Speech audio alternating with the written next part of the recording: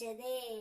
காரணம் என்னவென்று கேட்டால் நீயே அதிர்ந்து விடுவாய் பிள்ளையே. நீ இப்பொழுது உன்னுடைய உறவை பிரிந்து தவித்து வருகின்றாய். நீ தவித்து வரும் சமயத்தில் எப்பொழுதும் அந்த உறவை நினைத்து கொண்டு இருக்கின்றாய். என்ன முருகனப்பா, என்னுடைய வாழ்க்கையில் நீங்கள் கஷ்டத்தை மட்டுமே கொடுக்கின்றீர்கள், நான் நிம்மதியாக இருக்க வேண்டும் என்று நீ என்னிடம் கேட்பது எனக்கு புரிகின்றது. வாழ்க்கை பயணத்தில் எவ்வளவு சமாளித்து பயணம் செய்தாலும் அது நம்மை காயப்படுத்தாமல் விடுவதே இல்லை. காலில் குத்திய பிறகுதான் முள்ளின் வலி தெரிகின்றது. கல் தடுக்கிய பிறகுதான் கல்லின் இடரல் தெரிகிறது. வலிக்கிய பின்புதான் தரையின் தன்மை தெரிகின்றது. அனுபவித்த பின்புதான் அறிவுரைகள் புரிகின்றது.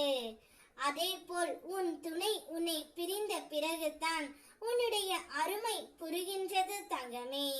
அதனால் தான் இப்பொழுது அவர் பிரிந்த போதும் திரும்ப உன்னிடமே வர ஆசைப்பட்டு கொண்டு இருக்கின்றார்.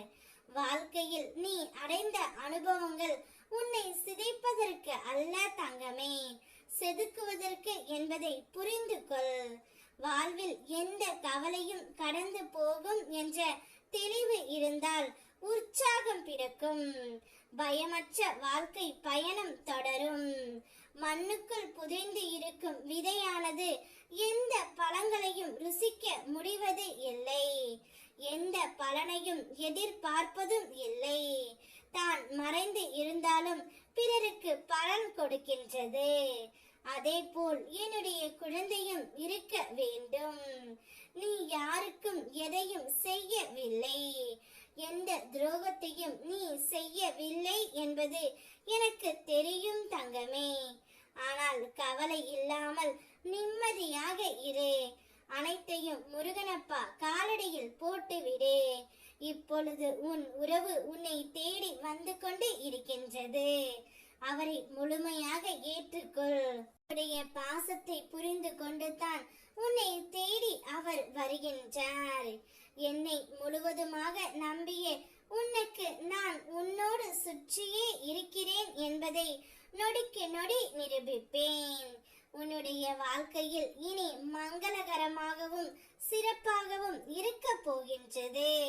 நீ எதை செய்தாலும் என்னிடம் ஒரு முறை கூறிவிட்டு செல். அனைத்தையும் உனக்கு நல்லபடியாக நான் முடித்து கொடுக்கின்றேன். வெற்றிவேல் முருகனுக்கு அரோகரா.